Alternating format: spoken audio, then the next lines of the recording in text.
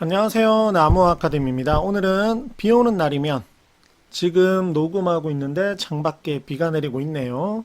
비 오는 날이면 가리봉동에 가야 한다. 현대 소설 내용 살펴보도록 하겠습니다. 일단 앞부분 줄거리 그가 나오고 문제가 있어서 임씨에게 공사를 맡깁니다. 임씨는 원래 연탄 장수이고 여름에만 공사를 합니다. 그리고 임씨에게 전문 기사가 아니니까 후회하는 거죠. 자, 그리고 밑에 내용 보시면 몇 번씩이나 옥상에 얼굴을 드밀고 이게 무슨 말이냐면 목욕탕 공사가 생각보다 일찍 끝났거든요. 그래서 돈이 아까워서 그와 그의 아내가 돈이 아까워서 임씨에게 옥상 공사도 맡긴 겁니다. 근데 그 맡은 옥상 공사를 정말 너무 열심히 작업을 한 것입니다. 대단하죠? 그래서 여기 보시면 옥상 공사가 잘 되고 있는지 확인을 했는데 예상보다 너무 시간과 노력이 많이 들어갔습니다. 그래서 오히려 두 손 두 발 다 들어서 대강 해두라고 아내가 말을 하는 거죠. 하지만 임씨는 하던 일이니 깨끗이 손봐드려야 된다라고 말을 합니다.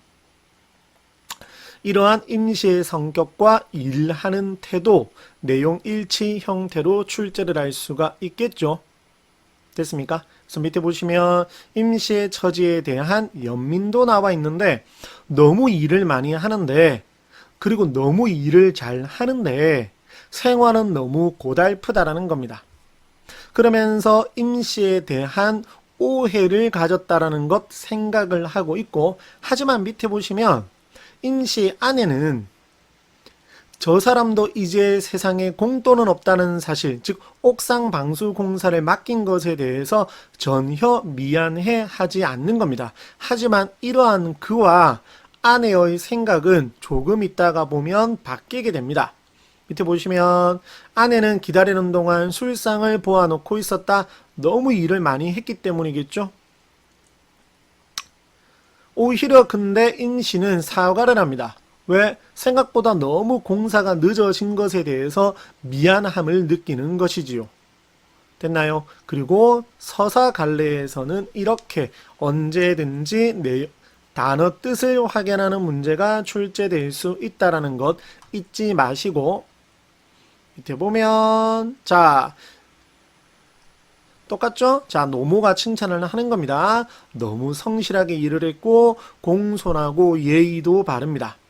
근데 밑에 보면 나이가 비슷할 텐데 라고 이야기를 했는데 사실은 나이가 어리거든요.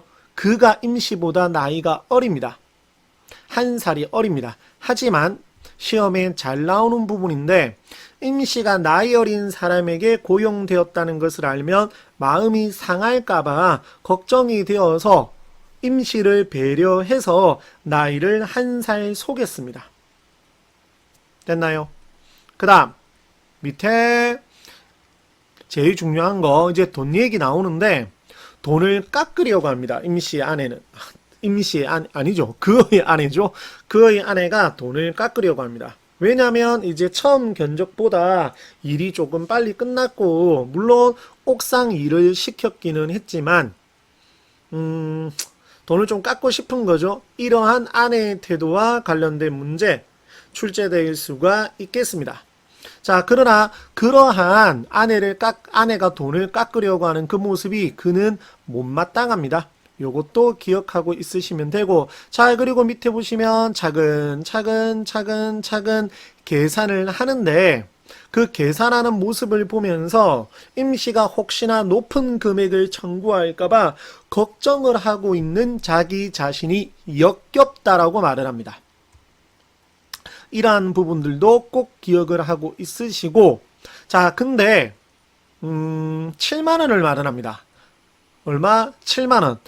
내신 대비라서 이렇게 해놓았는데 앞부분에 보시면 원래 얼마를 이야기를 했냐면 18만원을 이야기를 했거든요. 근데 이제 공사가 생각보다 일찍 끝났다라고 하면서 얼마를 이야기를 했어요? 7만 원을 이야기를 했습니다. 엄청나게 돈을 낮추어서 말을 한 거죠. 솔직하게 말을 한 겁니다. 충격을 받게 되겠죠. 여기 보시면 아내 쪽이 더 심했죠. 그러면서 심지어 옥상은 서비스랍니다. 여기 보시면 서비스라는 거죠. 입을 다물어 버렸죠. 뭐라 대꾸할 말이 없어진 거죠. 그래서 애초의 견적보다 훨씬 적은 공사비를 요구한 것입니다. 됐나요? 자, 그 다음 밑에 보시면 사장님은요, 사장님요, 기분도 그렇지 않은데 제가 맥주 한 잔 살게요. 가십시다. 맥주 한 잔 먹으러 간답니다. 자, 그리고 밑에 보시면 이제 맥주집으로 가게 되는데 맥주도 줬소만 임시 아저씨 우리 외상값부터, 야 김반장 정말 약사 빠르게 돈 받은 것 같으니까 외상값 1,300원을 주고 지포 3마리 구워오라고 말을 하면서 말을 하는데, 자 이제 말을 놓자라고 하는 겁니다. 이제 말을 놓는다라고 하는 것은 심리적 거리감이 어떻게 되는 거죠? 가까워지게 되는 거죠.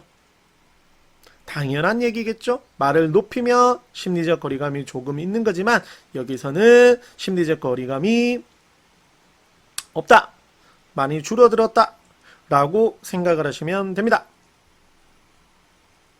됐습니까?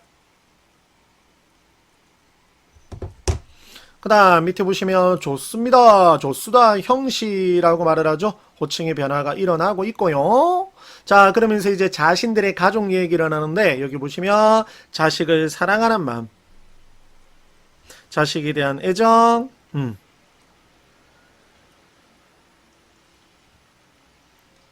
밑에 보시면 나와 있죠. 그리고 누가 나오냐면 정말 나쁜 새끼가 하나 나옵니다. 그 나쁜 새끼는 진짜 돈,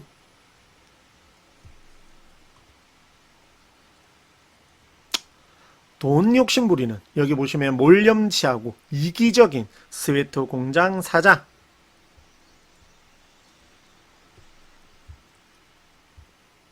됐죠? 이 정도 알고 계시면 되고, 그러면서 이제 비 오는 날 가리봉동을 가는 이유, 떼인 돈을 받으려고 하는 거죠. 이렇게 기억하고 있으시면 됩니다. 자, 그리고 밑에 내려가서 정리되어 있는 부분 보여드리도록 하겠습니다. 1번 제재계관 천천히 보시고,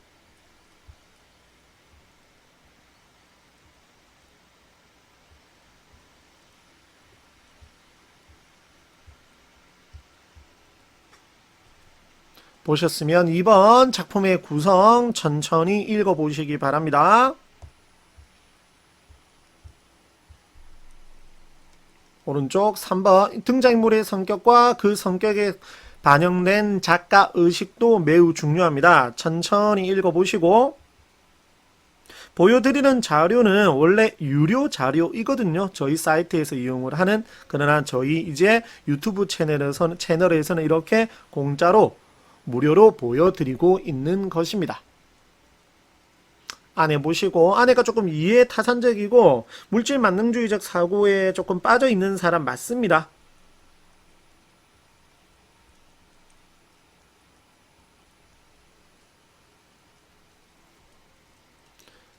그 다음에 스웨터 공장 사장까지.